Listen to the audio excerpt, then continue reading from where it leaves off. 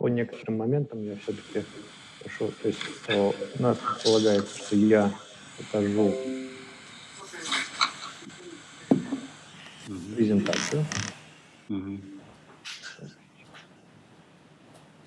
вот эту. А потом вы просили показать страницу. Ну, это в конце. Да. Ну, да. Я просто о том, что оно у меня все подготовлено.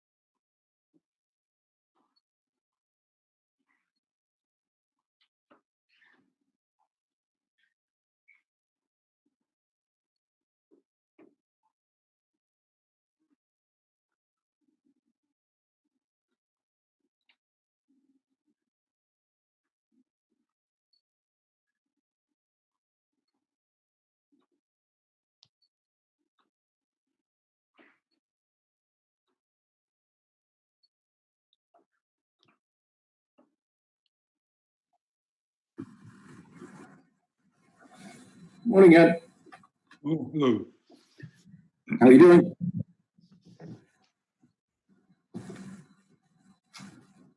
I heard. How are you doing? Very good. Click on video. Pardon? Click on video. On video.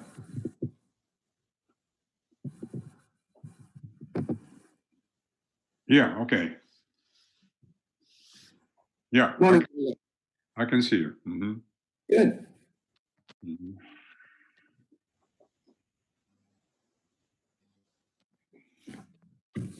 So, did you have classes already? No, later. Later. On what? What about? U.S.-Russia relations. Also on the falsification of history. You want to bring me into one of your lectures? Yeah, of course. Well, probably next semester, because now next week it's the last class. Okay.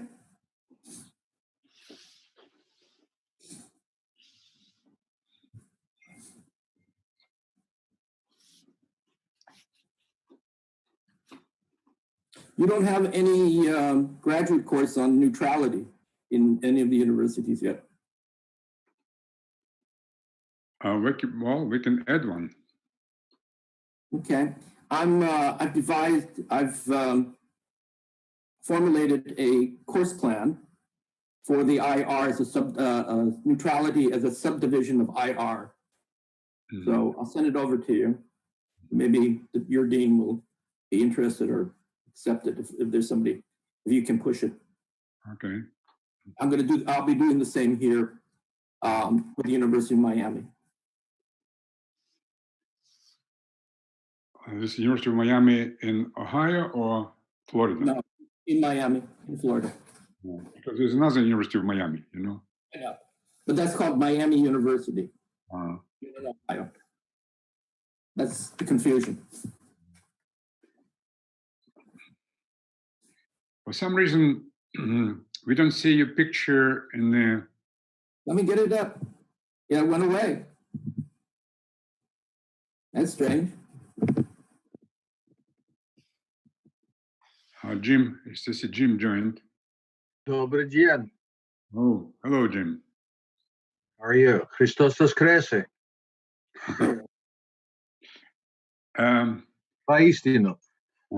Why we don't see your picture? I don't know. Oh, here we go. Wait a minute. There we go. Okay. Ta-da. Hello.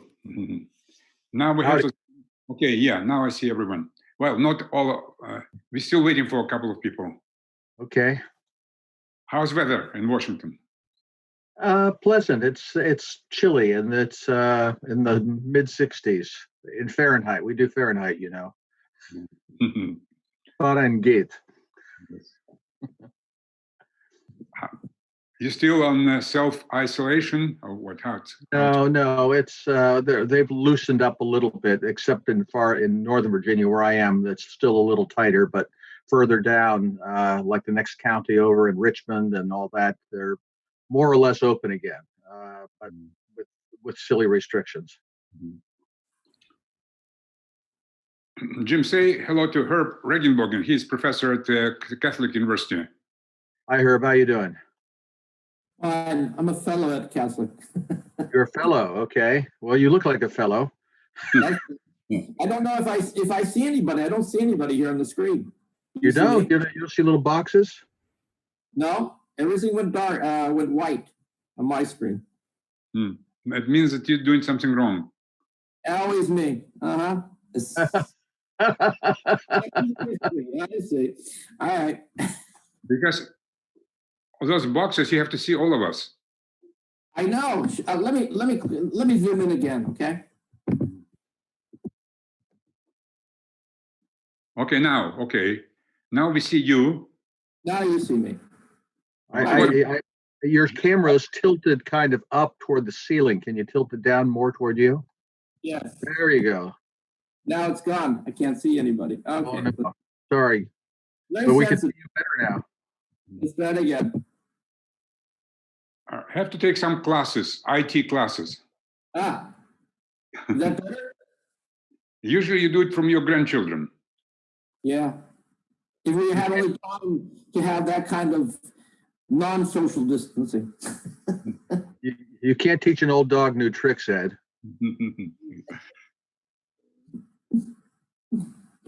Jim, where are you? Where are you? You're in Virginia? I'm in the Washington area. I'm in Woodbridge, Virginia. Okay. And where are you teaching? I'm not. I don't teach. I have elbow patches, but I don't teach. Okay. You've had your rough courses. Yes, I am not an academic. I don't know what the hell I am.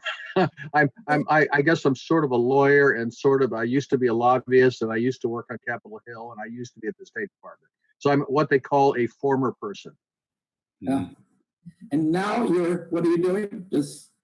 I guess I'm pretty well retired now. Okay. Good. Well, we're not far away. I'm in DC. So yeah. No, Jim is on Twitter. Every day I read his tweets. Yes. Largely about theology.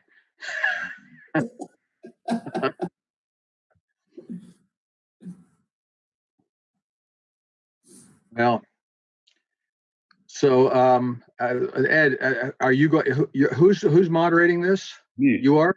Okay, great. But you're not moderate enough. Yeah, I'm right winger. Yeah, I know. Okay. But Herb is left winger, so we have balance. We have balance. We fly with so many wings.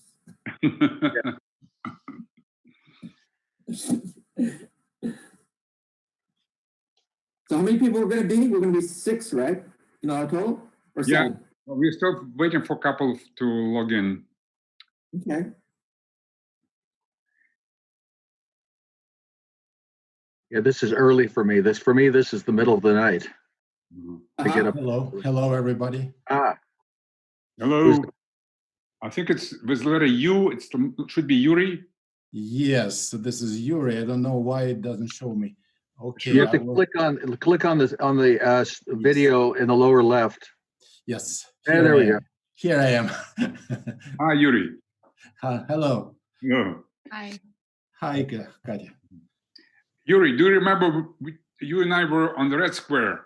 Yes, I cannot forget this. The empty Red Square at night. Yes, and there were just two of us. There were several people, but it is, yes, I remember, of course.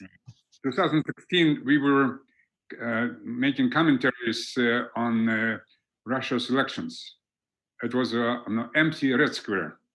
It's a Putin election, the presidential elections, yes, and since Putin's headquarters had been just nearby, just a block from the Red Square, the whole area has been blocked, and just several news agencies has been allowed to make their reports from the Red Square. That's right. I see Peter now.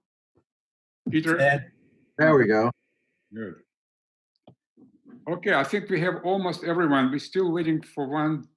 So it's up to Oleg. Oleg is a guy at Moscow State, and he's kind of in charge. I'm moderating, but he's in charge of the proceedings. Oleg, shall we start? Here we have Matt. Yes. From Montreal. Okay, well, I think the whole team is together. So that's cool. It's 3 o'clock. Okay. Yeah, 8 o'clock in the morning in Washington, D.C. By the way, we're still waiting for Herb, your colleague from Catholic University. Right. Yeah, we are waiting for another. I Yeah. see Michael Kimmich joining Yeah. us. He is department chair at Catholic University in Washington. Shall we wait 1-2 minutes? Everyone maybe say hello, just to introduce each other. And so I already said Matt is from Montreal. Peter from Boston. Oh, here we have Michael. Okay, good. Good morning. Good morning. Okay. Morning. Good morning. Yeah, I was simply trying to introduce everyone. This is Michael Kimmich. He is department chair of history at Catholic University.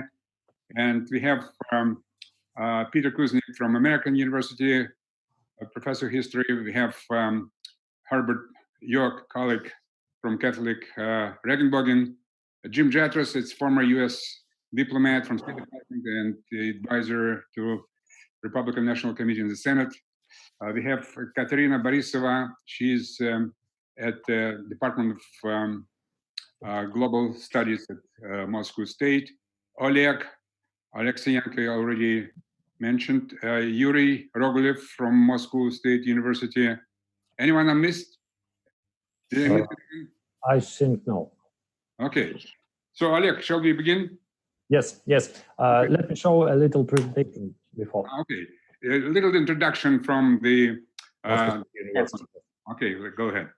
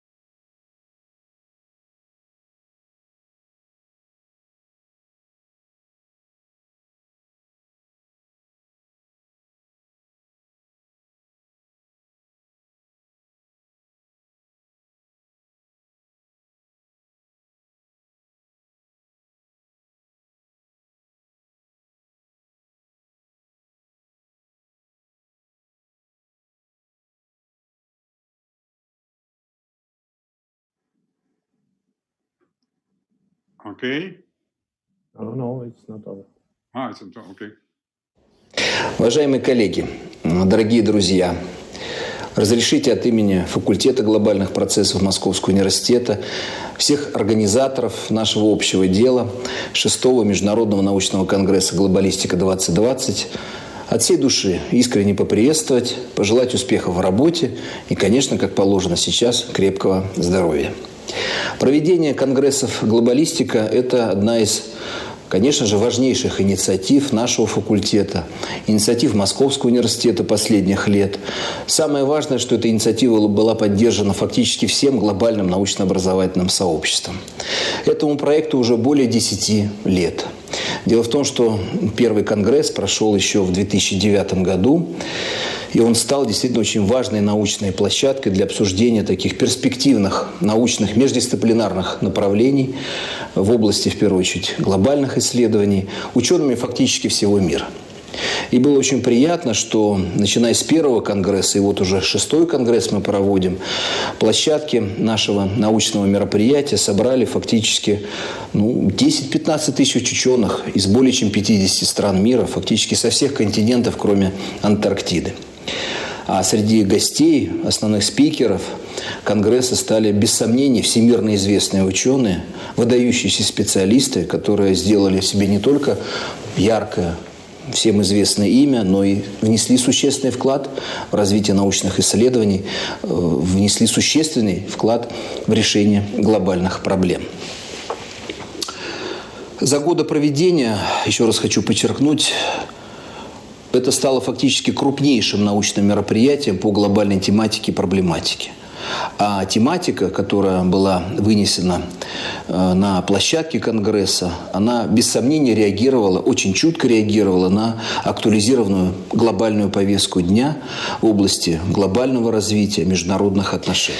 Уважаемые коллеги, дорогие участники Международного научного конгресса «Глобалистика-2020», конечно, я хотел бы всем пожелать в эти дни очень успешной работы, очень плодотворного сотрудничества. Мы так соскучились по общению, по обмену мнениями, по обмену идеями. Тем более, действительно, человечество стоит перед новой глобальной проблемой, перед новой глобальной угрозой. Я бы хотел от всей души пожелать не только успехов, но и крепкого здоровья. В наши дни это очень актуально и очень важно. Но самое главное – это сохранять и здравый смысл, бодрое настроение, оптимистический взгляд в будущее, несмотря на иногда мрачные прогнозы. И до скорой встречи, дорогие мои, уважаемые, любимые участники, организаторы нашего общего дела, которое объединило нас, сплотило нас. И вот этот проект «Конгресс Глобалистика» стал очень знаковым, важным. Не только в научно-образовательном сообществе, но и в жизни каждого из нас. Желаю вам от всей души хорошего настроения, бодрого самочувствия и новых интеллектуальных побед. Спасибо за внимание. Okay, good. Well, nice. Thank you for this nice introduction. So I want to start with very brief apology to my friends historians, because originally idea and panel was falsification and politicization of history, and this was we tried to invite as many historians as possible. But then when I looked at the title of this Congress, it also has like subtitle, Future of Humankind. And this changed a little bit the subject. Not, of course, it still stays the same, of course, globalization, falsification of history, etc. But we have to also, we can't escape talk about the future. History is always like about past. So for you, it will be like additional kind of some exercise and maybe, difficulty to move just from not from history, also to discuss some future problems and see how we can all work together and live together in peace. So today, a very timely message came from Lech Walesa, which I think it's very good that he said it today. He said that even, the relation between Poland and Russia is full with falsifications of history. Each side is accusing each other of many horrible things. So no one else but Lech Walesa, who is Nobel Peace Laureate and of course former president of Poland, he suggested that we sit down, Russians and Poles, and talk and see how we can resolve our past problems maybe, and then think about the future. So this is what we are here today. We have Americans and Russians. There are many problems between two countries. So we try to discuss how we can talk not only about bad things which happened in the past, but some good things as well, and see how we can live together in the future. So this some kind of a short introduction explaining why we changed a little bit the subject of this discussion. I want to start with my good friend Herbert Regenbogen, because he is the one, probably all of you received like introduction, like summary, and he is the one who actually drafted it. I made only small like changes. So maybe Herbert, let's start with you. We will have like 2 rounds. Each first round, we talk about maybe history, some things what happened in the past, and then second round, let's look in the future. What can we do to simply preserve this civilization and humankind, as is the title of this Congress. Herbert, please go ahead. Well, thank you, Ed, and thank you everyone for participating this morning and respectively this afternoon. The premise that history is about the past is not really the outlook of history in terms of tackling questions in the present. To look how the lessons of history can help for the future. It's a continuum of time. And the historian has a very special responsibility and role to play as the gatekeeper in terms of differentiating what is instrumentalized in history for political purposes and to contextualize the discussion of interpretations, which is actually the academic goal. As new questions by every generation are asked and new documents are found or reinterpreted in terms of the context of other documents. Here is how can this history that is been distorted in the annals of contemporary world events. In my world of World War II, as an historian, I have always come on those 2 factors of Katrine and of Hitler-Stalin Pact, or what is called the Ribbentrop-Molotov. Those are 2 examples. And the role of neutrality is another issue that has become contemporary in the 1990s. Again, all of these type of histories are a part of how we maintain a balance, an understanding of each other's narrative, where the national psyche is enshrined in those narratives. They can help us understand, or they can give us the distortion that we don't understand. So the purpose of this conference, I'm hoping, will give us some understanding of how we can open up the discussion of history and the historical events for a better understanding of the questions today and for learning the lessons for tomorrow. Thank you, Herb. Okay, now let's switch from historian to diplomat, who actually was involved in formulating not U.S. foreign policy at the State Department and then later in the U.S. Senate. Jim Jatros. Jim, say a few words.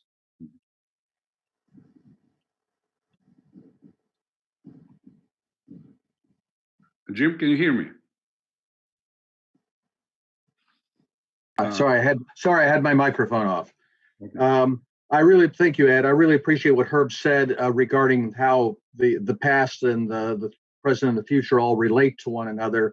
Almost everything we say right now is got this backdrop of this whole virus thing, and as we know, strikes at people with comorbidities like diabetes and so forth. But I think it's apparent that not only the virus but the response to the virus are impacting a lot of existing social, political, and economic comorbidities in a lot of countries, including in the United States. And this relates also to our approach to the world. I think there's some people have been saying for a long time that unipolarity and American hegemony and all of this is a dangerous thing, and that maybe we're now reaching the limits of our ability to project power, and this will hasten the withdrawal of American hegemony and the idea of a unipolar world. Unfortunately, I don't see that happening voluntarily. To the extent to which our, you might say, corrupt ruling nomenclatura is faced with the same kind of dilemma that the Soviet leadership was faced in the late 1980s and 1991, I don't see either the wisdom or even the ability of these people to say, you're right, we need to pull back. Quite to the contrary, it seems that they're doubling down, not only in trying to stage provocations with Iran and Venezuela, but for example, we've suffered more than 3 years of Russia was responsible for everything. Now we're going into a China hysteria.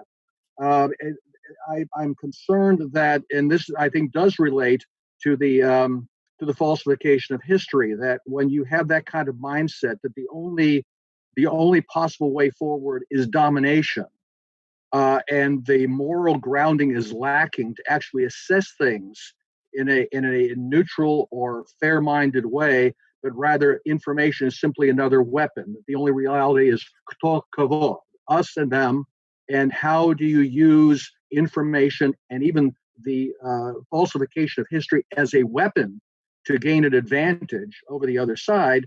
I think things do not bode well. So I appreciate that we need to find some positive way forward in addressing questions both contemporary and historical if we're to have much hope for the future. But I would say, looking at the American leadership broadly, I don't mean just the Trump administration, I mean everything, Congress, the think tanks, the media, that the indications are not promising. And that's why I think constructive work from a group like this is all the more valuable. Thank you, Jim. Well, let's give maybe now word to a Russian colleague, Professor Yuri Rogolev. Maybe my American colleagues don't know, but there's a Benjamin Franklin Roosevelt Fund at Moscow State University, and Yuri is the head of this fund. Can you imagine? Moscow State University has a foundation with the name Franklin Delano Roosevelt. So, Yuri, please go ahead. Yes, thank you very much for such an introduction. I will speak as a historian and as a scientist, as a scholar, and my remarks will concern the role of history, because our discussion is concentrated on the issues of falsification and politicization of history. And as a historian, I must say that this is a relatively new thing in our world. It is basically a 20th century phenomena. You mentioned about history just in your introduction, Edward, and I recall one classical saying by one of French historians of 19th century. He said, the province of history is past, the present belongs to politicians, and the future belongs to God. So speaking about future, I think, is a very risky thing. But what happened to history? You probably will ask. And I would say that changing role of history has, first of all, from my point of view, several objective reasons. One of which we just hardly can something to do with. One of the subjective reasons is the close connection of history and teaching. The spread of public education, first of all to public schools and now even to universities, led to a mass production of history. In history, I mean a mass production of textbooks. And that is why multiple interpretations of history by teachers, by professors. And this is one aspect which we have something to deal with. And these interpretations not necessarily had been based on scientific basis in all of the cases. The second objective reason, the emergence of new means of communication. Cinema industry first, then radio, television, and finally internet and social networks, which made history a part of a broader social and political life on one hand. On the other hand, it gave politicians a very powerful instrument, the very powerful instrument to reach their goals and to manipulate public opinion. The beginning of this process we see in the 30s and 40s. Usually it had been connected to hard times. Let's say if you look at American history in the 30s, the Great Depression, you will see that practically in every speech in his fireside chats, Franklin Delano Roosevelt used history, practically in every speech. And he wanted to connect history and present and to justify what he had been doing in his policy. We see also in the Soviet Union during the Second World War, when history was so-called returned back and for patriotic reasons, and ideology had been put aside.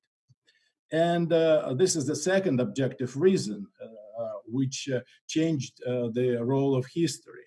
And of course, the last factor, but not the least, is the change of history itself as a discipline. What I mean that in a classic approach to history in the 19th century, beginning of the 20th century, you will never find a situation when the thesis, the topic of thesis had been given for the contemporary events. But the situation had been changing.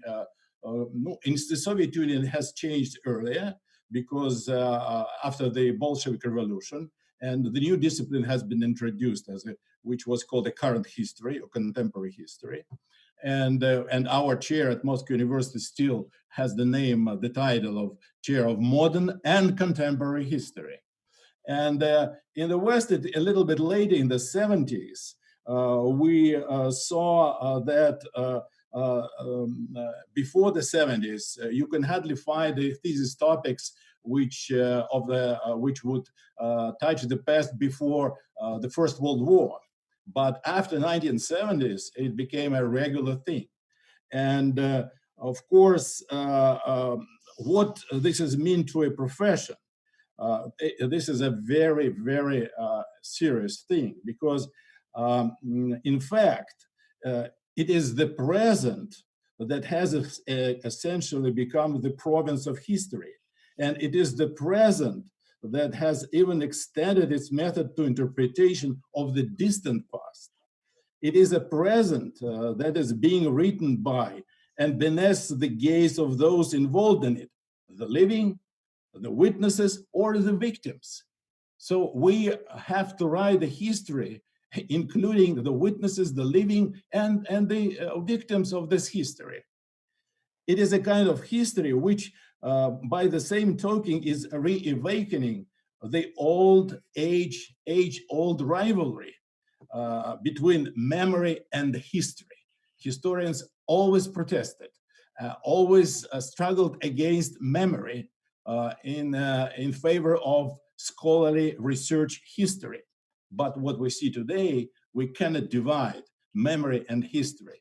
That is why, from my point of view, we are going through the very, very complicated and contradictory situation, speaking about history as a profession. Thank you, Yuri. Well, now maybe it's a good time for American historian, Michael Dimich. He's the department chair of history at the Catholic University. Michael, please go ahead. Thank you so much, Edward and Herbert, and everybody else for making this event possible and for including me. Since there are going to be two rounds, I thought that I would speak in the first round about the nature of the problem, or of one problem that falls within the topics and themes that we're discussing. And so I'll speak briefly about US-Russian relations, history of the Second World War, and the current, sort of impasse or collision course on which Russia and the United States both seem to be on with one another. It's nice to hear reference to a Franklin fund in Moscow and to a Franklin Roosevelt institute, and it speaks directly to the comments that I'm about to make, because an irony of US-Russian relations is that both the US and the Soviet Union were allies, of course, in the Second World War, and allies who depended a great deal on one another, but nevertheless have very, very different memories of this event for somewhat obvious reasons, that the war played out very differently in the Soviet Union as it did in the United States. I'll sort of isolate in very general terms what the lessons drawn are, why they contradict one another, and we'll simply conclude about how this is truly a very, very difficult problem of US-Russian relations in the present moment. And perhaps in the second round, we can speak of solutions or ways that might at least minimize the problem. So in very short form, to discuss the Soviet and later Russian Federation lessons drawn from the Second World War. They foreground, of course, the Nazi invasion of Soviet territory, foreground as well the enormous sufferings of the various Soviet peoples, and tend to frame the security question of the Second World War around territory. And so it becomes necessary for the Soviet Union in 1945 to think in territorial terms about its security, and that speaks to very old questions of Russian foreign policy and how to defend European Russia and how to determine where the border between West and East is, with a certain desire to put that border as far from Moscow, so to speak, as possible. These are radically different lessons from the ones that the United States draws from the Second World War. It's not a matter of disinformation or propaganda in this case, it's just the same history that's looked at through two different vantage points and perspectives. But the lesson that the United States learns from the Second World War, at least in the European theater, is that the answer to the problem of Europe is a unified and democratic Europe. Now, this is not what the United States is able to achieve in 1945 or 1950, but it's what NATO was meant to speak to then. It's a kind of partial project, but it is, from Washington's perspective, what the United States is able to achieve after 1991. And so NATO expansion, promotion of the EU in the 1990s, and the push, in a sense, eastward of these institutions is something that relates directly to the lesson that the United States learned from the Second World War. If you're going to prevent conflict in Europe, you want all of Europe to be unified, and you want all of Europe to be democratic. Here's my second point, and I'll make a third point very briefly on top of it. Second point is that we are, in our respective countries, in Russia and the United States today, we're aware of our own histories, we act upon them. It shapes and frames our foreign policy thinking. We tend to be very unaware of the other country's history. And so the World War II narrative, as it functions in today's Russia, is extremely unknown in the United States. There wouldn't be that much sympathy for it, and vice versa. This lesson about a democratic Europe, a kind of liberal reading of the Second World War, is, I think, broadly speaking, unknown in Russia, and I think that there would not be a great deal of sympathy for it. In that sense, we are trapped in our respective histories, and it's going to be very difficult going forward to escape from that trap. Of course, the conflict zone at the moment is Ukraine, and you can, there's not time to fill in the details, but you can see how these two different versions of history lead almost directly to the Ukraine crisis that began in 2014. Final point, which will sound pessimistic, but I think we can be optimistic a little later on in the discussion if possible, is that a highly chaotic information landscape in the present day, driven by social media and the internet, has not led to greater historical knowledge, it's led to greater historical ignorance. So for those who are well-intentioned, who wish to educate general populations, the job has not become easier in the last 20 years. It's become more difficult, but one can say by way of conclusion that if it's become more difficult, it's also become more urgent. So I'll close on that note. Mm-hmm. Thank you, Michael. Now, Peter, also from Washington, D.C., American University. Peter? I'm going to deal with some of the same questions that Michael was raising, but from a slightly different standpoint. In 2012, Oliver Stone and I published the first edition of the Untold History of the United States, which we updated last year. The new edition carrying the story through 2019, 1,000 pages, is going to be out in Russia next year.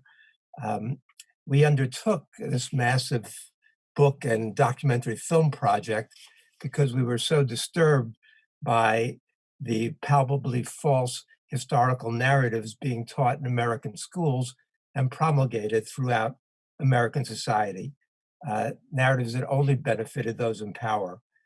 These narratives are intended to cement this belief in American exceptionalism, the idea that the United States is not only different from all other countries, but the United States is better than all other countries, and that other countries are motivated by greed or territorial acquisition or geopolitical domination, but the United States is generous, altruistic, benevolent, only wants to spread freedom and democracy around the world.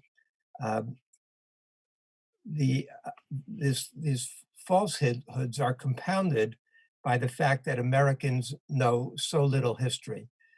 In the 2007, in the national report card that was issued in the United States, American high school seniors came in lowest, not in their understanding of math and science, which American high school students are notoriously poor in, but in their understanding of US history. Only 12% of high school seniors were judged to be proficient in US history. Proficient.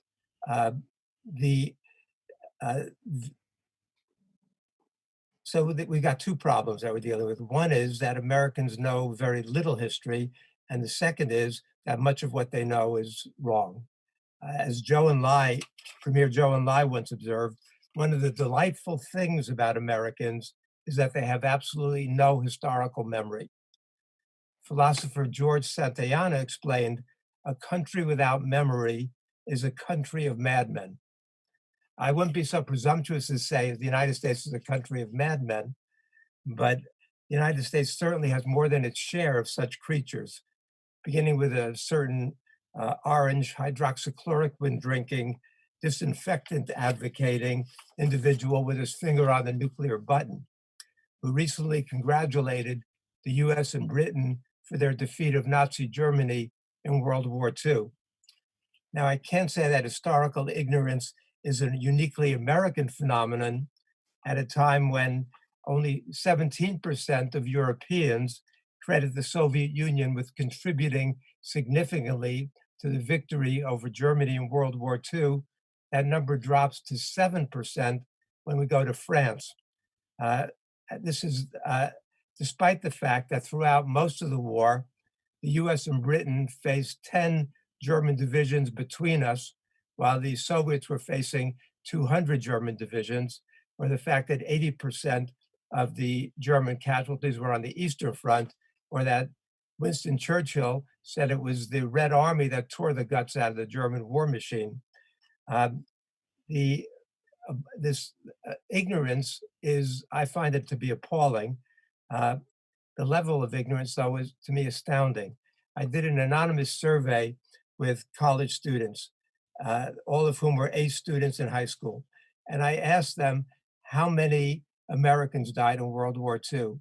The median answer I got was 90,000, which meant they were only 300,000 or so off, so in the ballpark. I asked them how many Soviets died in World War II.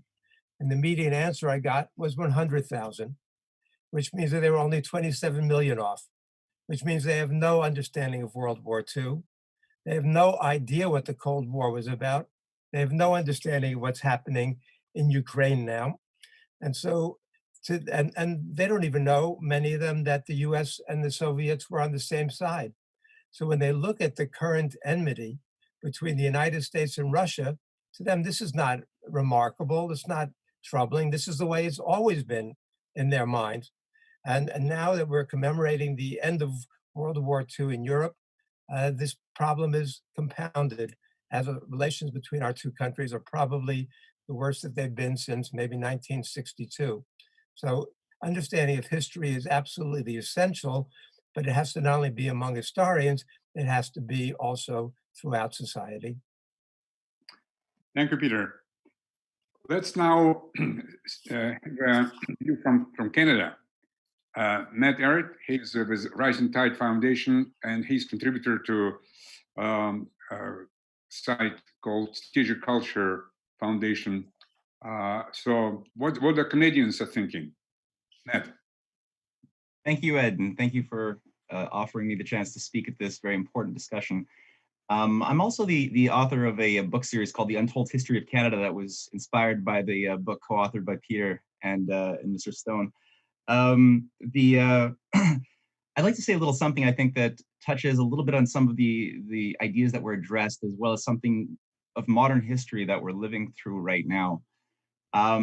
It's sometimes very difficult for some people to fully appreciate the world that they live in their contemporary times and forget that we are ourselves living in history, that future historians will be looking back upon the present and making sense of it and the decisions that were made to address certain fallacies or tolerate certain fallacies as they were happening. It's so often the case that, as they say, shadow creatures like to live in shadows. Most of history is tainted by a lot of myth-making, narrative-spinning lies. And I think that when you look at a lot of the fallacies that have gone unchecked, that resulted in untold destruction to human lives historically, it's very rare that we should have light shining on the shadow creatures. For just to state something about context, I think that the current clash of paradigms that we're currently seeing with the unipolar world model of the NATO Anglo-American alliance on the one side and the multipolar alliance on the other is something that is not without precedent. We last saw this, I think, looking at history from a top-down perspective, with the clash between the multipolar alliance in the 19th century, which Abraham Lincoln and his followers were representing by the export of the system of protectionism, rail development all around the world, in Russia and Meiji Japan, as well as in France and in Germany. We had this again with Roosevelt clashing with Churchill. Roosevelt, who, along with his allies like Henry Wallace Hopkins, saw a post-war world defined by US-Russian friendship, Chinese friendship, and development around the respective sovereign nation states. Churchill obviously represented the opposing view. And then we didn't really see a lot of that. The multipolar view was never permitted to fully blossom. The shadow creatures won, as they say, or took control of many of the functions of the Western establishment. In today's world, I'd like to just say a little something about Russiagate and the incredible collapse of Russiagate, just to get across that this is an unfinished story. But just in the recent weeks, we've had thousands of pages of testimony that were finally made public that were being withheld by Adam Schiff for over almost 2 years, featuring 54 people, many of them 36 or so high-level officials within the Obama State Department, within the Obama White House, and in the intelligence establishment, who had given testimony in Congress, in the Senate Intelligence Committee hearings, saying that they both knew that the basis of Russiagate was a fraud. And Russiagate, as everyone knows, was the narrative that was cooked up by creative writers attempting to rewrite history, saying that the US elections of 2016 were not legitimate because Putin and his nefarious web of collaborators put their stooge Trump into power. They hacked the DNC and the Hillary campaign emails. They released it to their stooge Russian tool, Julian Assange, via WikiLeaks. And there's been a real attempt to just undo the elections and to reinstate a certain view of the way the world should be, that certain forces, with all of Trump's problems, and I'm not saying he doesn't have them, there are the undeniable fact is that there are many powerful players within this game who see their utopian view of the way that the world should be threatened by the existence of Trump and the existence of a nationalist impulse in America that has restated again and again a need to have a positive alliance with Russia and China, in spite of, I would say, certain foolish things that have come out of the White House in recent days regarding World War II. But we have these testimonies have revealed that there was a complete blatant lying where they were saying one thing about knowing that this was all a lie, that the DNC servers were not hacked in testimony, but then in public were stating to the press that there was just cause to believe that Putin and the Russians did collude with Trump and hack the servers. This has resulted in the exoneration so far, or the fight to exonerate Flynn, to have his case dropped by Barr. And it's demonstrated the complete collusion and corruption of the FBI and the CIA in working with Perkins Coie, the attorney, the law firm that paid Christopher Steele, as well as Fusion GPS, for the work in cooking up the dodgy dossier. This has brought in some incredible players into the focus that, I mean, we're not just dealing with Steele, who was a former high-level MI6 operative who was in charge of recruiting Russian oligarchs and using them after the collapse of the Soviet Union, but we're dealing also somebody who is involved with advising Victoria Nuland during the Ukraine overthrow. This is somebody who has had very high-level connections to officials within the Five Eyes, within the intelligence establishment, and also with Richard Dearlove. And this is the same Richard Dearlove, the former head of MI6, who gave us things like the Yellow Cake report, proving that on completely fallacious grounds that Iraq had achieved weapons of mass destruction by purchasing Yellow Cake from Nigeria.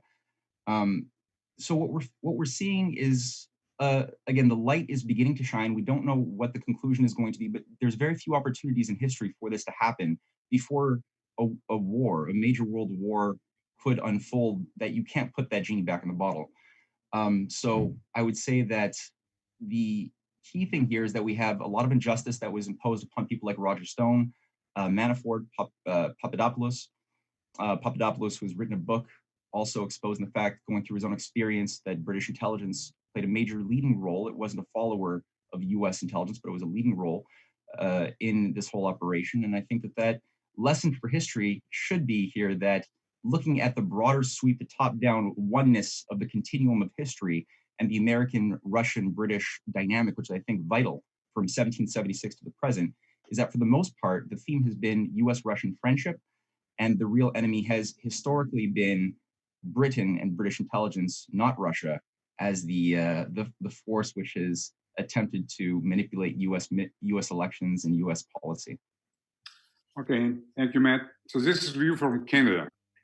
Okay, I think we have Oleg, who is also a professor at the Department of Global Studies, Moscow State.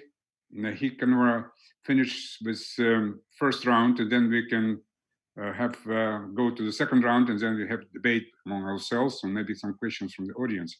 Oleg, are you here? Yes. Thank you.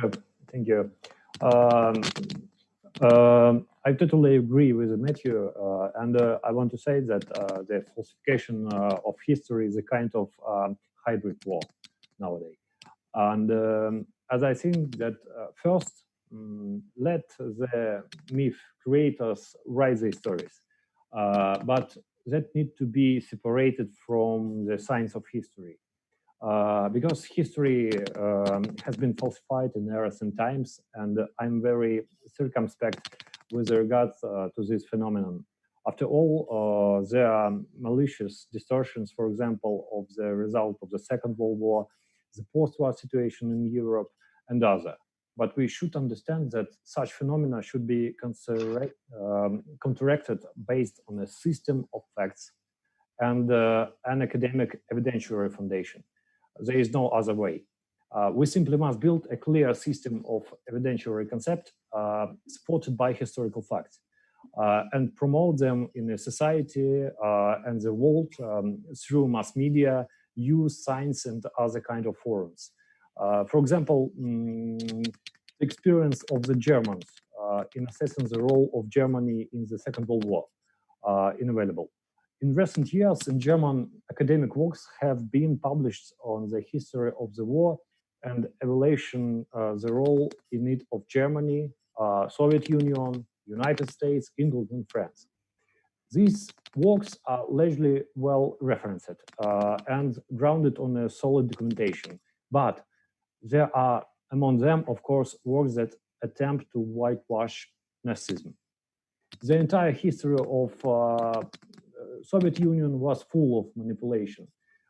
This is one of the problem, because in former Soviet countries, for example, several redactions of various textbooks on national history has been published. However, even the historians cannot always reach agreement on some particular events. Imagine how difficult it's to reach an agreement with groups of academics from various countries who working on the history of the Second World War, for example. And when each group has various interest groups of their own country's elite who watching over their shoulders. But that is point of good scientific relations and reconciliation. We need to reach agreement through an academic and evidentiary foundation on facts, I think. Thank you. Okay, thank you, Oleg. So I think this completes the first round, which mainly was about history, and mainly World War II, of course, and some present history. But now comes the difficult part. Russian tradition, and probably not only Russian. First, you talk about who to blame, try to find out, but then the hard question is what to do. And what to do is more difficult. It's interesting, just note that this coronavirus, Russians have expression, не было бы счастья, да несчастье помогло. It's expression in English translation that, probably Jim can help me to do it in better English. So if you had unfortunate, sometimes if things are unfortunate, they bring some fortune. Unfortunate things bring some fortune. I think this is the best translation I come up with. So if not for coronavirus, I don't think we will have this discussion today. And not only this one, many others.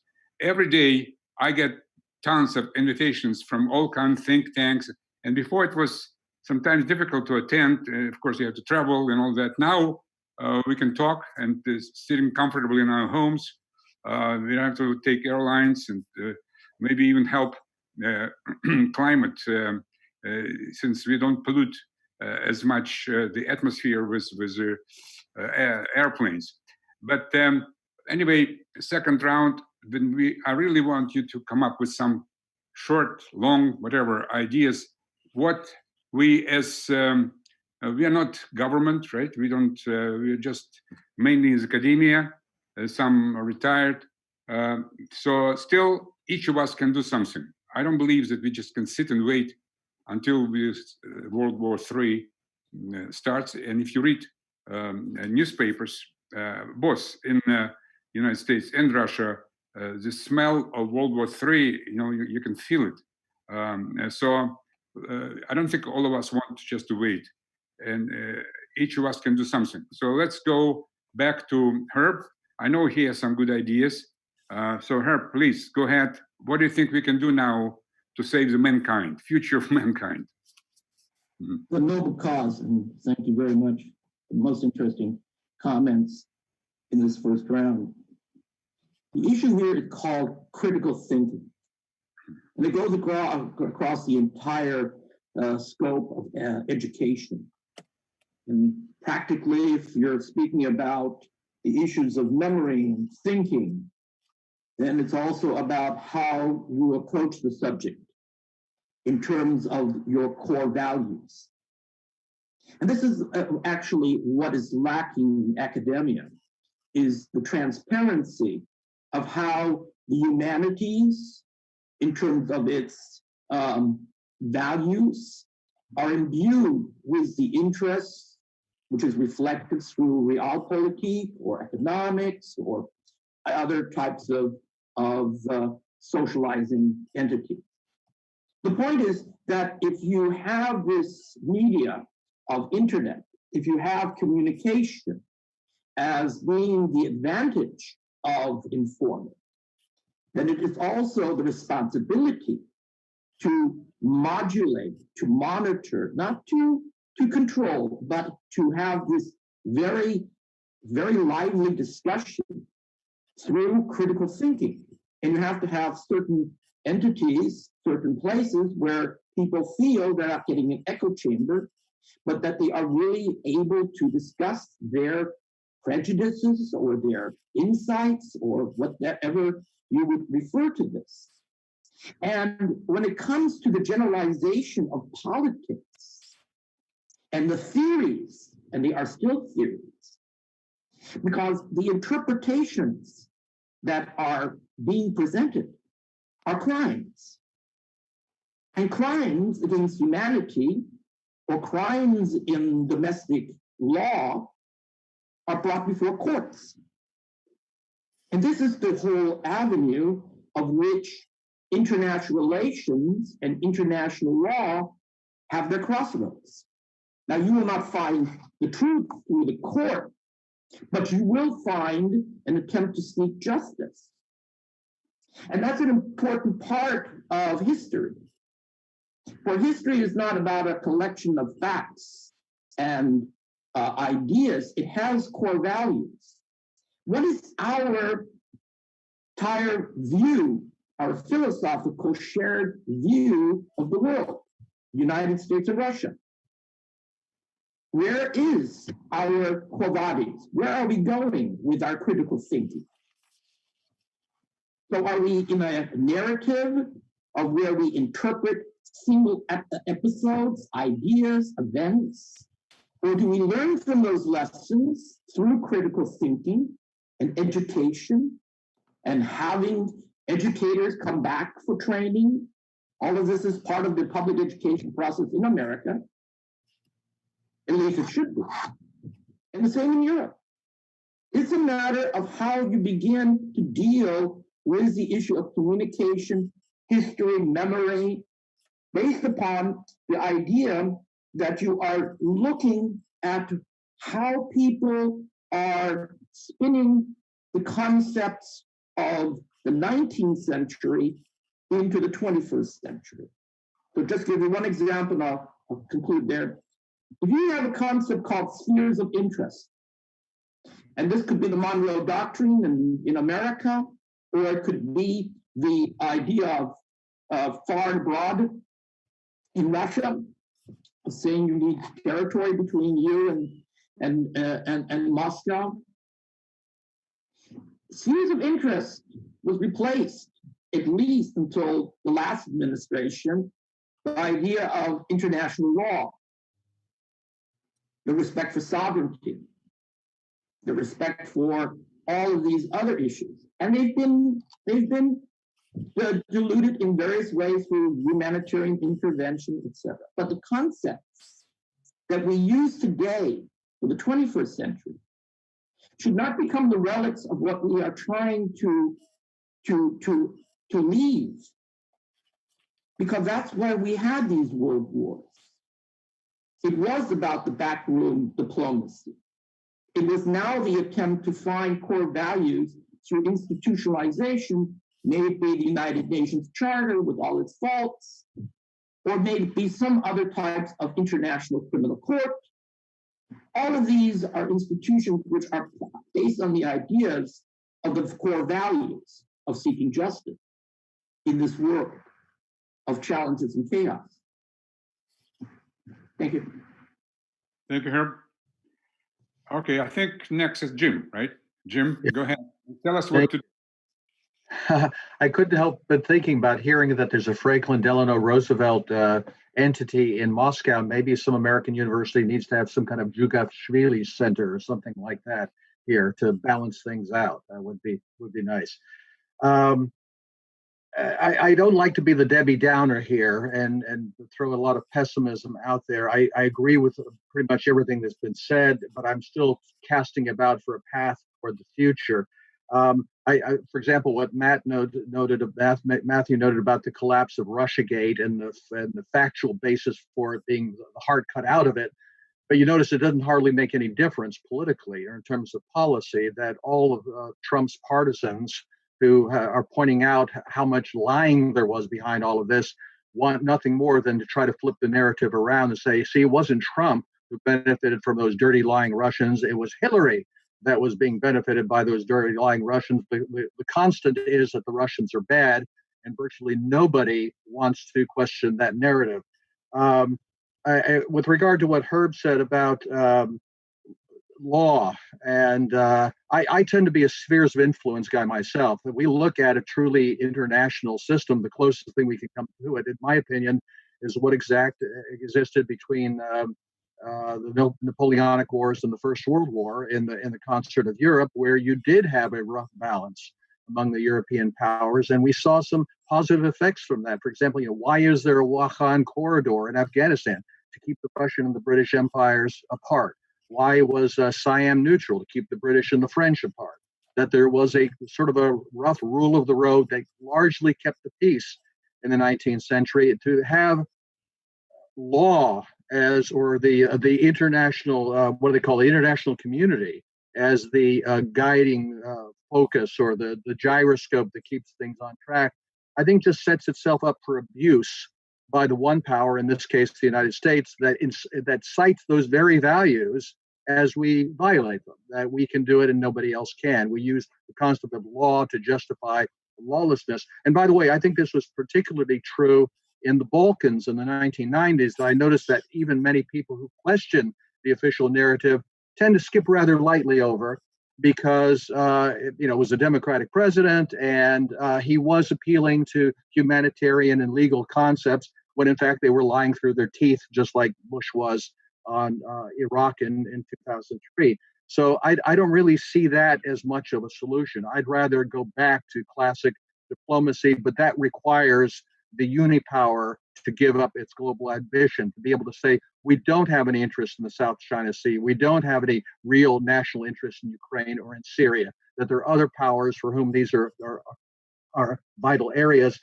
I just don't see that. I'm also a little concerned. Oleg said something about revision of history, and the trouble is trying to say anything against the official narrative gets you accused of being a revisionist, a denier, a purveyor of hate, a Russian bot. And we see this kind of cleansing. I'm not an academic. I don't know how it is in academia, but certainly in the social media and social space, if you question the official narrative, you are increasingly marginalized and silenced. And I don't know what the solution to that is. I do agree that we need to come up with some concept of core values or some principle for addressing realism and balance and a genuine search for truth, not a skewed truth in contemporary understandings of history. But I don't know how we do that without addressing the mechanisms. How do you make that voice heard in a way that matters when there's essentially, I would say, a conspiracy of silence, almost a kind of, I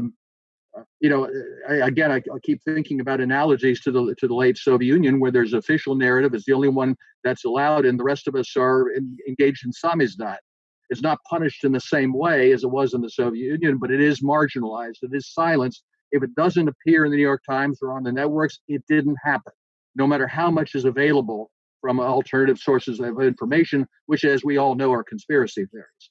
This is I think the difficulty we find ourselves in as a practical matter that far extends beyond academia.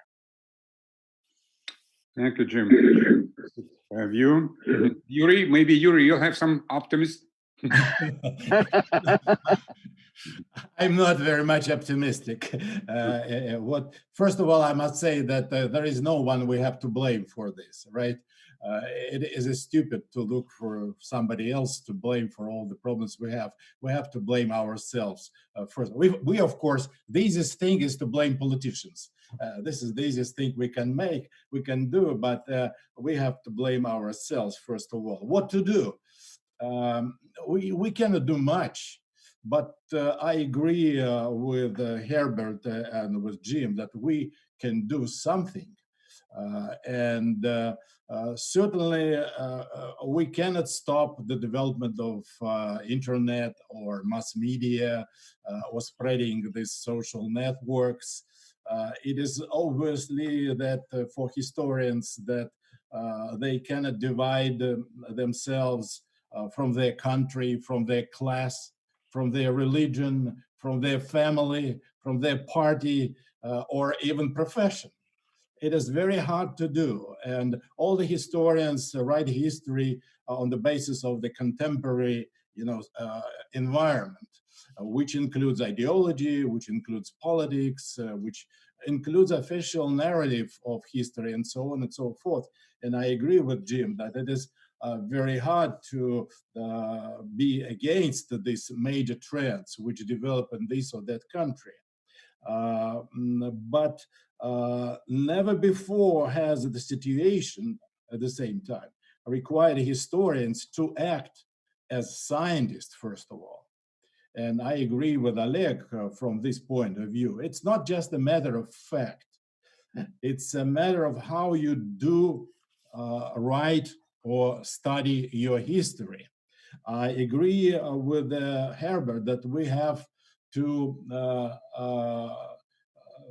help our students and those we teach to work out a critical approach to many events in the history, to the history itself, to many works they study, and many sources, including historical sources they study.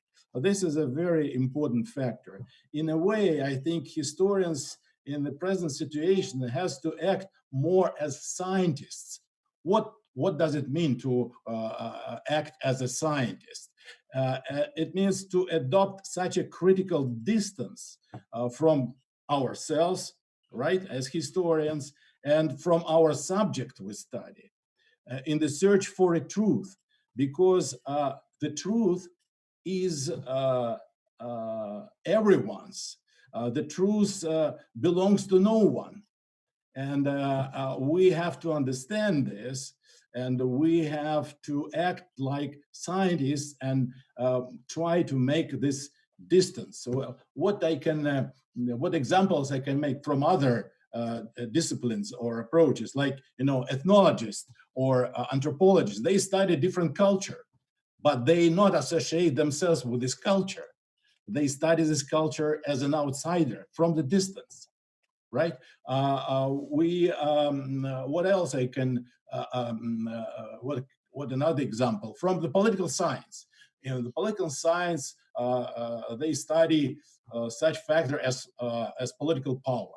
Everybody understands that there is no such thing as a superpower.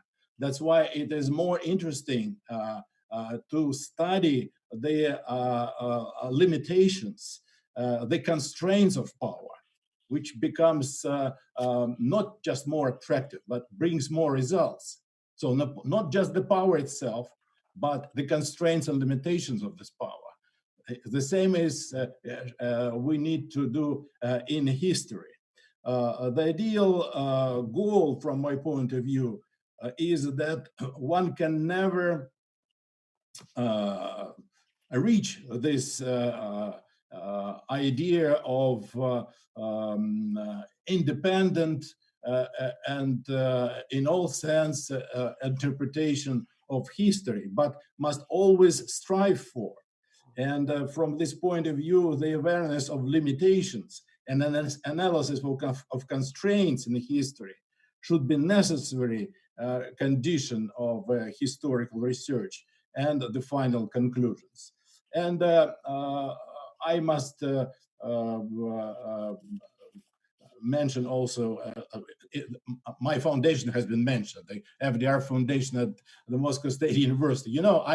I have wrote many letters to many bureaucratic instances and institutions to commemorate, with a suggestion to commemorate the name of Franklin Delano Roosevelt, because we have a monument to Charles de Gaulle in Moscow, but and there are some squares and streets named after famous people, not just Russians, but there was no place for Roosevelt in those things. And it's only my university which agreed to commemorate the Center for the Study of the United States with the name of Franklin Delano Roosevelt, which is considered as the most respectable American president in Russia.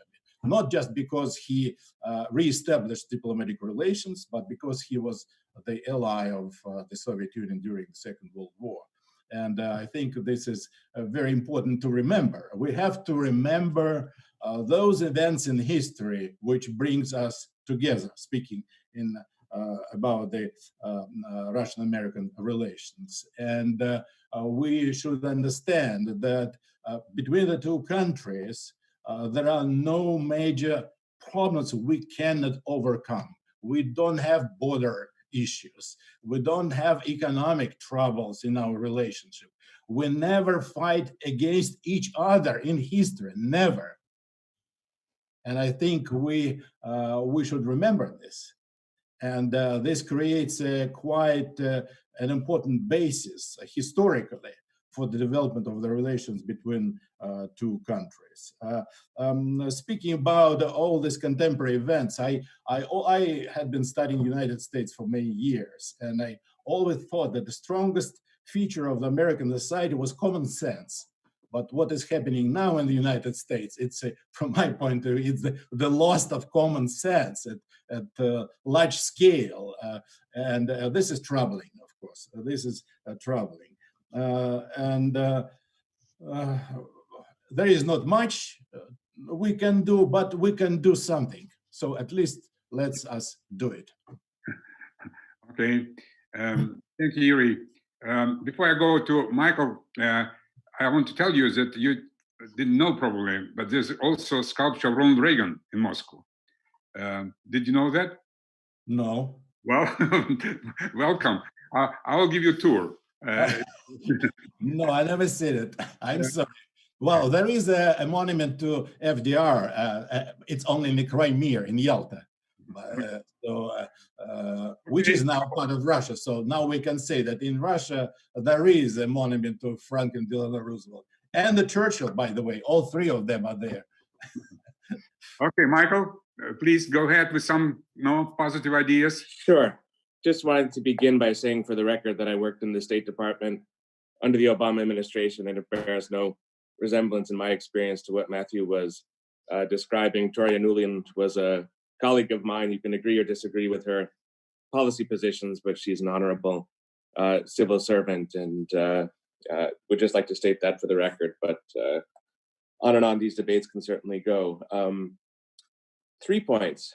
One, that there's no solution to the problem of US-Russian relations that's not going to be diplomatic. So we can make all of the sort of people-to-people progress possible, all of the intellectual progress possible, but the core of the problem is in foreign relations. So I just want to say a few words about that, and then speak about what people like us who are not in government can nevertheless do. I think that there are really divergent interests between Russia and the United States, and there's no way of simply smoothing that out. Even under Trump, there's been no move to accept the annexation of Crimea or invasion of the Donbass, and it's clear that Russian positions in the last 10 or so years, sort of since Putin's speech 2007 to the Munich Security Conference, have hardened toward the United States, and Europe is really the battleground. There's no easy solution to that. It's not the end of the world. It doesn't have to be.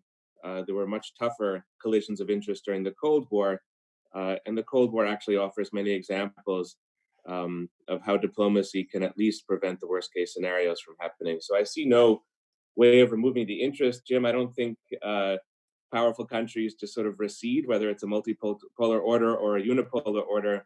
The US is going to sort of exert itself one way or another.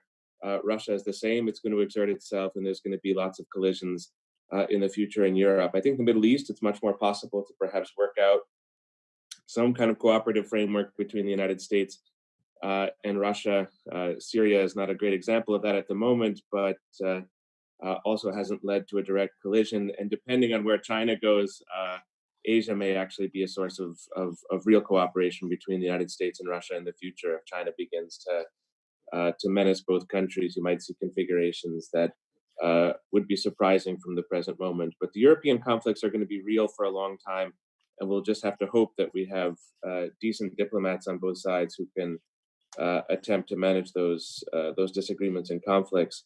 Secondly, because there is this long-term conflict between the two countries, or very likely to be, both countries should be investing in cultural diplomacy. So the US should be trying to break down American stereotypes in Russia, counter some of the media narratives that Russia has, broaden the conversation, remind Russians of how much immigration there is from Russia and the United States, how many cultural bridges there are between the countries. And Russia should be trying to do the same here. The American media has many things at fault, many things that are wrong with it when it comes to Russia. The public conversation here is often ill-informed and dogmatic. And it would be in Russia's interest, really, to pursue cultural diplomacy of a kind that would open Americans' minds to the sort of full realities of Russian life, Russian politics, Russian foreign policy. So cultural diplomacy is something that neither country uses particularly well at the moment, but they could. And in some ways, ironically, in the Cold War, there was more incentive to do that because there was this battle over the reputations of the two countries, and that gave reason to engage in a lot of cultural diplomacy. The ballet troops that were sent to the United States and the jazz groups that were sent to Russia, et cetera, et cetera. We don't do much of that anymore, but there's probably a fair amount that could be accomplished. And then thirdly, although I might disagree with some of the suggestions that have been proposed so far, spheres of influence and sort of a return to a 19th century mode of foreign policy, be that as it may, I think it's necessary, crucial to have alternative strategic thinking. And this would be a point that could be made for both countries, that there is a kind of orthodoxy in the United States when it comes to Russia. The same is more or less true in Russia. Both countries need alternative strategic thinking that challenges the assumptions, that provides a sort of vision of how things could be different. And when changes occur, such as perhaps a rise of China that will start to imperil both countries, that alternative strategic thinking could really come in handy. So that alternative strategic thinking should be engaged in, not because it's easy to influence a White House or a Kremlin, but because it's an investment in the future. And conditions, events, circumstances are always changing. And so alternative strategic thinking can be suddenly very useful. So the more we have of that, I would say, the better. That would be my final point. Thank you, Michael. Thank you. I think it's Peter next. Well, as you mentioned, the smell of World War III. I want to start with talking about the three existential crises that we face as a species. The first one might not be quite an existential crisis, but the pandemic is certainly a threat and a challenge, and something that allows us to think differently about our relations as a global population. The second one, of course, is global warming, which threatens all of us. And the third is the nuclear threat. And that's really what I would like to talk about. We look at the current nuclear crisis, and we can trace it back, as Putin did, to the US abrogating the ABM Treaty in 2002. We can talk about the US tearing up the Iran nuclear deal, the JCPOA. We can talk about the US withdrawing from the INF Treaty, and then the US now threatening not to renew the New START Treaty. Now, what does that mean if we don't renew the New START Treaty in February 2021, when that expires? Donald Trump, we've all talked about Donald Trump to some extent. Donald Trump said, what's the point of having nuclear weapons if we can't use them? To most reasonable people, that means let's get rid of nuclear weapons.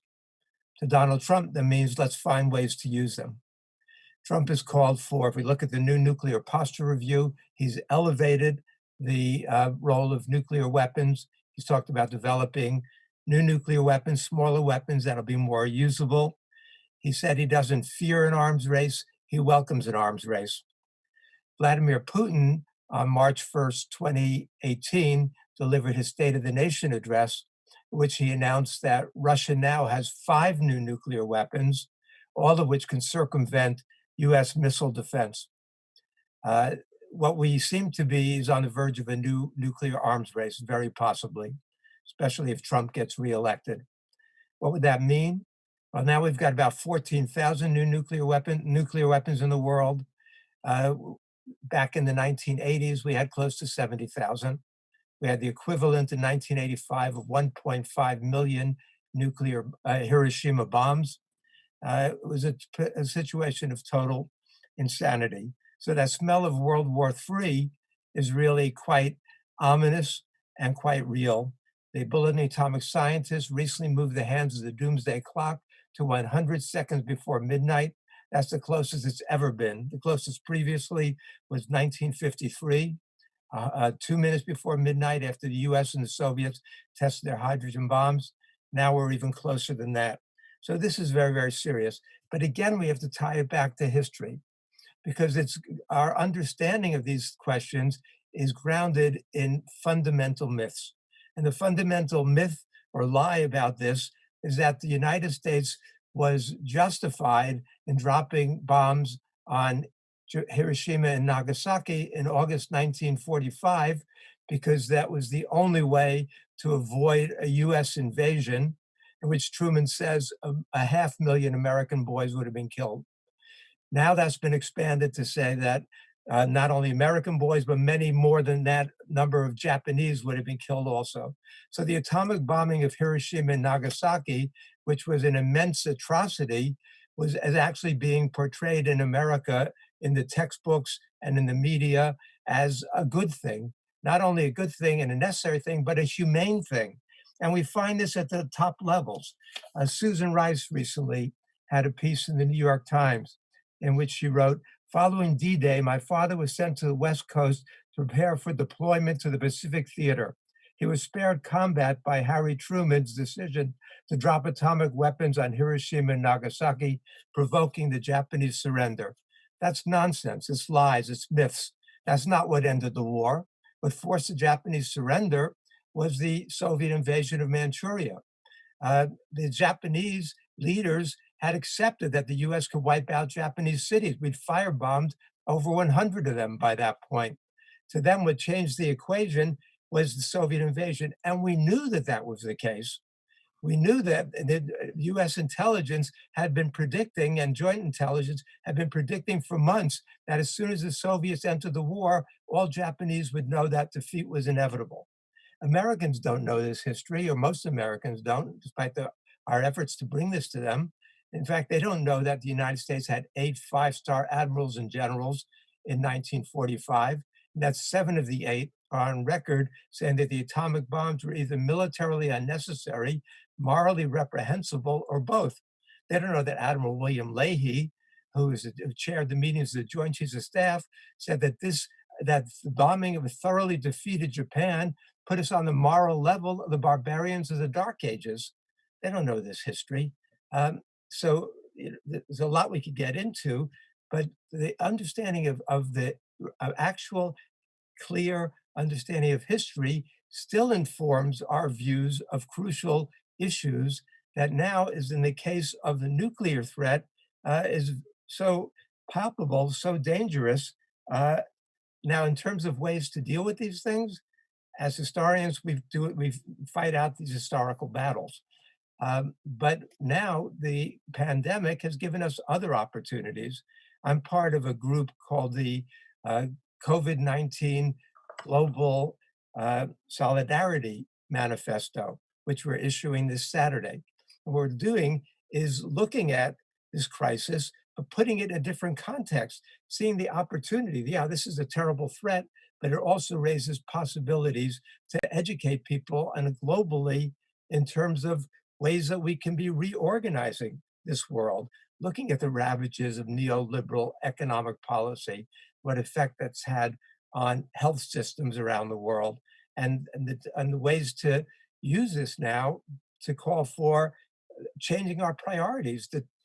The earlier conception of national security and the ideas that we had during the Cold War and even up to fairly recently of these kinds of global competitions really don't make a lot of sense in a world which we're facing as a common enemy, these kind of global existential threats, whether it's the pandemics, it's global warming, it's nuclear threats. We can only solve these by thinking globally, not make America great again, make Russia great again, make China great again, make India great again. But how do we start to view the world as a global community and act from that basis? Thank you, Peter. Thank you. Now, Matt from Canada, you still with us? Yes, absolutely.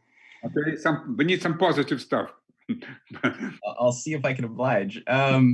Well, I wanted to just touch on a couple of the ideas that were brought up in the course of the discussion so far, especially on the issue of science as history, or the need for historians to think scientifically. And I couldn't agree more with that, but with a caveat. I pulled up a quote that I love by Max Planck towards the end of his life in the Philosophy of Physics in 1935, where he writes about the philosophy of physics. And I just wanted to read this, and then one short quote by Paul Robeson. Planck, he made the point that science cannot solve the ultimate mystery of nature. And that is because in the last analysis, we ourselves are part of nature, and therefore part of the mystery that we are trying to solve. Music and art are to an extent also attempts to solve, or at least to express that mystery. But to my mind, the more we progress with either, the more we are brought into harmony with all of nature itself. And that is one of the great services of science to the individual.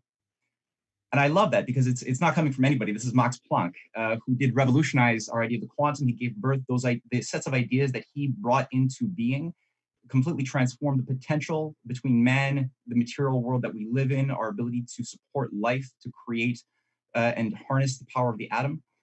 But he was also a musician. He was a classical pianist. And he, as well as Einstein, his friend, would make the point that whenever they would be blocked with deductive, inductive reasoning that had an absolute wall of limitation beyond which the discovery resided, they would go to their violin and their piano and they would play Mozart. And there was a nonlinear spiritual quality to this that allowed them to revisit their formulas with a new, fresh spirit and mind that allowed them to make discoveries. And I think that that's very important when looking especially at the categories of ideas, the sets of ideas that shape history, because history really is the application of ideas for good or for bad that benefit or hurt human potential. Unfortunately, history has been played out in somewhat unnecessarily tragic ways up until now, and tragedy is the other aspect of art. Paul Robeson, who also played Othello in Shakespeare's Othello, was a great baritone singer, a political activist who gave birth to a process in America that later arose with the civil rights movement. He was an ally of Henry Wallace, and he was a great defender of the idea of the International New Deal that Wallace fought for in 1948. For his presidential campaign. Paul Robeson campaigned valiantly with Wallace for friendship with Russia, with China, but to internationalize the New Deal experience of state credit directed through the Reconstruction Finance Corporation of America that transformed America through the Tennessee Valley Authority, the electrification, the hydroelectric dams, but to do it for Africa, for the world that wanted to gain independence. And Robeson said, following off of Planck in many ways, that every artist, every scientist, every writer must decide now where he stands. The artist must take sides. He must elect to fight for freedom or for slavery. I have made my choice. And of course, he was saying this in 1937 in Franco's Spain. There's a whole story there, but I think the point is that we have to think about creativity. Solution orientation is all about creativity because the solutions are not always within the fixed frame of reference points of the world that we live in, which is why for the last little bit of my offering, I'd like to just say a little something about the two points of, I think, conjunction that could offer a lot of solutions and new reference points currently for solving a lot of the world's problems involve the discussion on space exploration, space collaboration, as well as Arctic development. Currently, the USA on May 15th just released the Artemis Accords, dealing with how the Moon, Mars, and other planetary bodies would be dealt with cooperatively. A lot can be said on this, but I think that the following day we had a representative from Roscosmos, Sergei Savelyev, the Director General of Roscosmos for International Cooperation, saying that they were they wanted to work with America on lunar development. Russia already has a program with China that they signed in September 2019 to cooperate on lunar development. Roscosmos is an active participant in the Lunar Gateway project that's a part of Artemis to revive the sending of human beings back to the moon for the first time in over 30 years. There's a broader discussion around asteroid defense and a lot more that's been going on. Donald Trump on April 6th put out his executive order. He's gotten a lot of flack for it, calling for the acceleration of lunar development, Mars development, and asteroid development. which in and of itself is not super interesting. But the fact that only 3 days later, there was the first of 3 calls between President Trump and President Putin, which incorporated not only COVID cooperation, but also space cooperation. This is more important than I think people realize, because space is outside of the domain of the fixed domain of geopolitics on the Earth. And the question is always, is space going to be something that will be a domain for militarization, or will it be a domain for cooperation? This is one of the domains for cooperation that John F. Kennedy called for in September 20th, 1963, for a U.S.-Russia joint moon mission, which was not accepted based on the fact that 3 weeks later he was dead, and a new policy was infused into U.S. policy doctrine. Ronald Reagan made this call in 1983 for U.S. joint collaboration with the Soviet Union around the Strategic Defense Initiative. That was very different from what George Bush Sr. tried to turn it into later on as a unipolar missile shield. That Reagan's idea originally was very different, and that idea was not accepted, which was essentially a way to infuse a new paradigm, a new principle that would escape the closed system of geopolitics by introducing a higher idea of self-interest to turn the destructive weapons from each other onto basically making them irrelevant, using a new platform of lasers, of new technologies to render nuclear weapons obsolete. Rogozin has, the head of Roscosmos, revived that idea in 2011, calling for a strategic defense of Earth policy for U.S.-Russia cooperation on asteroid defense. Bridenstine, the head of NASA, and Rogozin are good friends, and both have discussed very, very seriously a policy to do this.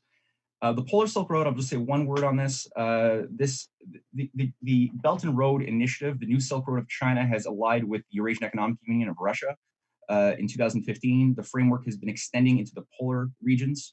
135 nations are already on board with the Belt and Road Initiative, and the basis of banking, the way of thinking of value, long-term credit, it's much more in proximity to the New Deal idea of Franklin Roosevelt than it is to anything America has done in the past 50 years. The fact that now we have trade corridors, shipping, rail, and roads being brought into Putin's Arctic vision extends this potential for the revival of the connection of a 150-year idea of the Bering Strait rail tunnel that was first proposed at the end of the 19th century by collaborators of Abraham Lincoln and Tsar Alexander II and Alexander III. Nicholas II, the Tsar, proposed this in 1906 and brought in a team of American engineers to do a feasibility study on the Bering Strait rail connection. And Henry Wallace and Molotov discussed this in 1942. And Molotov made the point in his discussion with Wallace that they would see this in their lifetime. Of course, again, history unfolded in a different way. So the fact that Putin brought this back to life in 2007, it was restated in 2011 as a policy where Russia was willing to even put in $64 billion of this project, has given, again, a new form of life with the Polar Silk Road, which I think shouldn't be overlooked as unlikely statistically as one might see it if you're a mathematician. I think that the necessity of these types of ideas are much, much greater than people realize and will only be more realizable as the crisis continues. So that was my attempt to infuse a bit of optimism. Great. Well, that's very exciting ideas. Actually, some of them were mentioned because we have like what we call annual US-Russia Forum on Capitol Hill, and some of those ideas we kept mentioning, but so far no progress. Maybe now it's the time.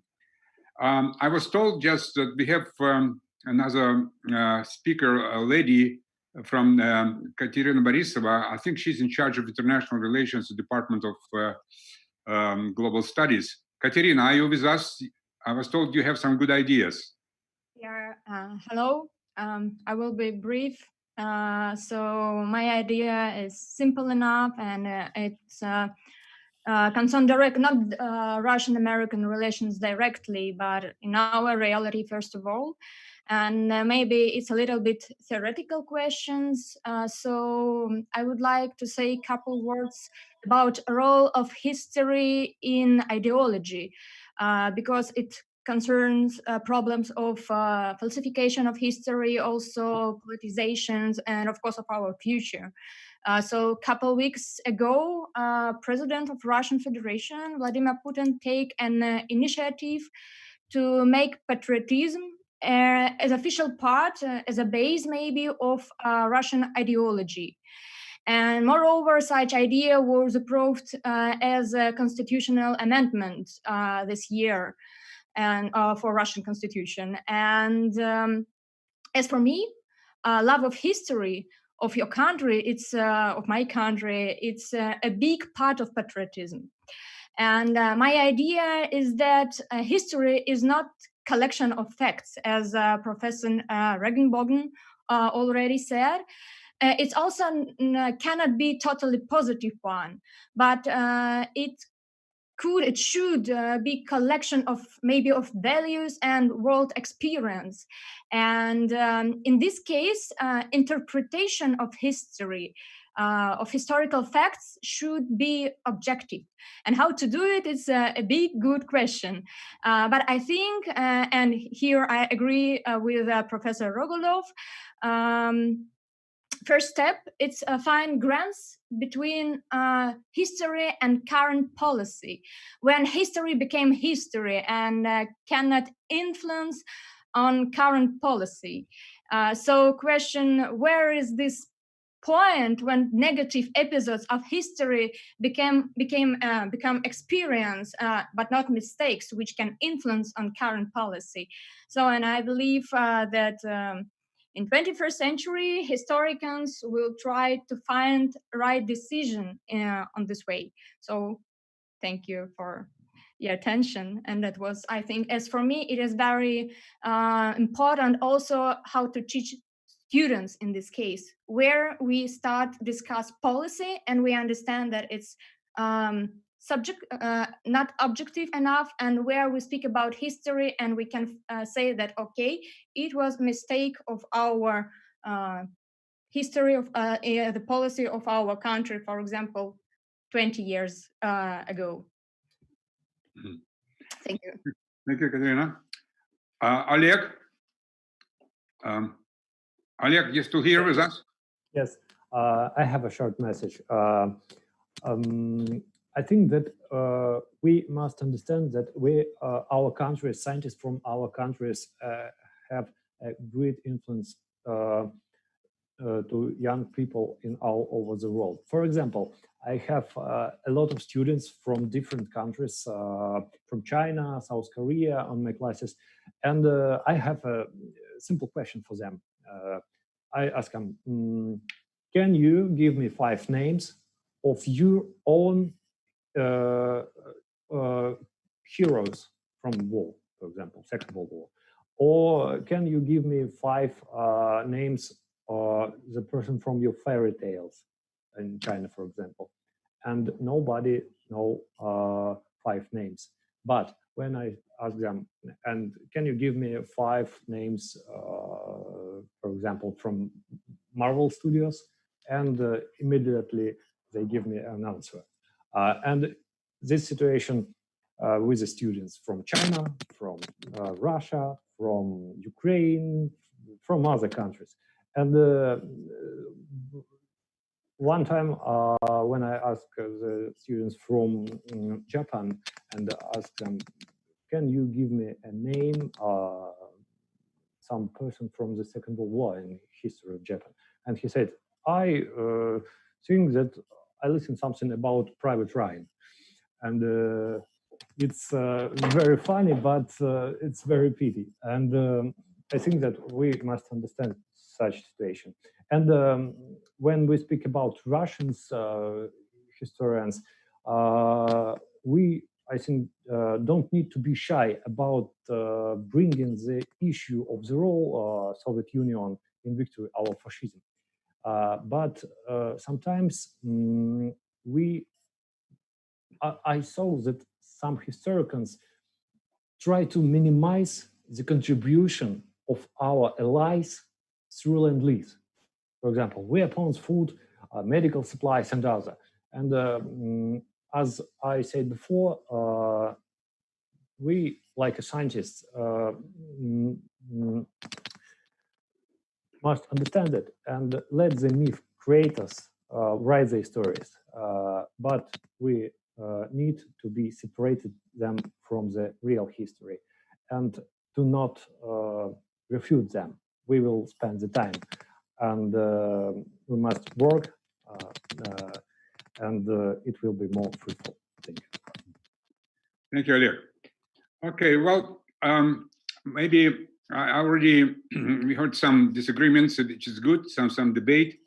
Let me just show a couple of slides, and then in case someone wants to add something, that will be great. But I want to say that here at this is a slide that actually the author of the slide is U.S. State Department, and this shows where U.S. and Russia can, in which areas they can work together, and so both countries benefit. So this was produced. Michael, who, as he just mentioned, he worked for the Obama administration. So all of us recall this thing called reset, and this is what it was supposed to be. We were supposed to work in all those areas, create, and this is government. This is not like a public diplomacy. This is a government diplomacy. Unfortunately, it was all only on paper. So maybe I don't see at this point if we can force our governments to resume that, but maybe within the public diplomacy, we can pick up some areas which we can do it.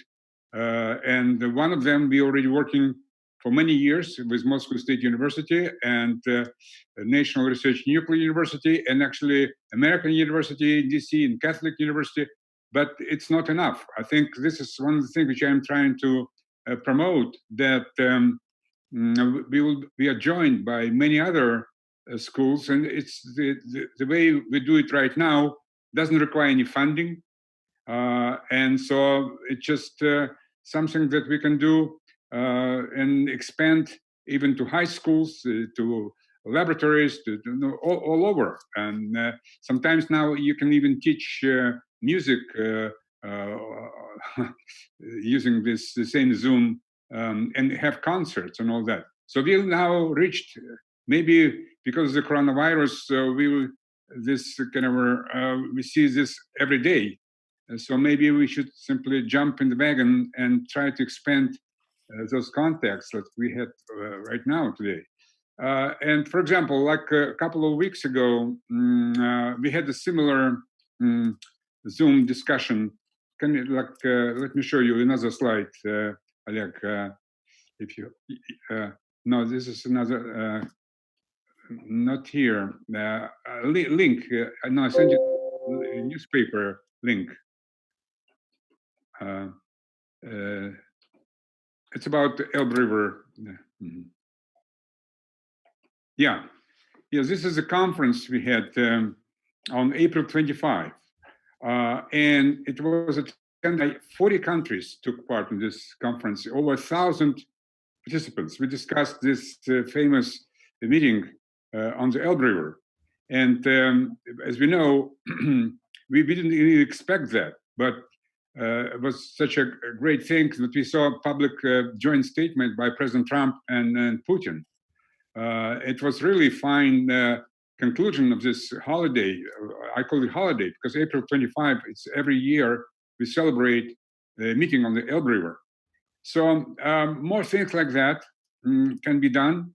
And we, as all of us are working at different universities, and maybe you should do it just not when we have some holidays, but on a weekly basis or even daily basis.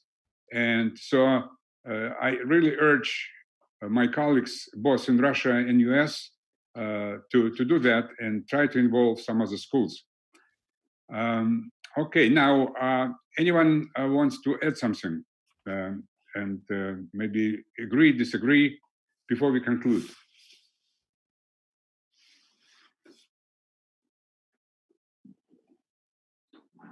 No?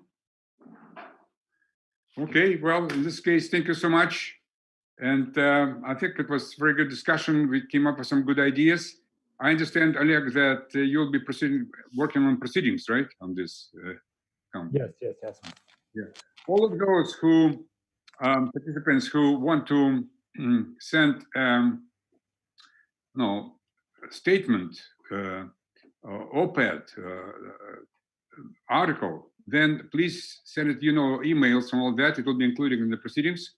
And let's think about some future events, and we'll get together again. Thank you so much, Oleg. Thank you for organizing all this stuff. And Thank you. Goodbye. Bye. Thank you, Ed. Thank you. Goodbye. Bye-bye. Bye, everybody. Bye.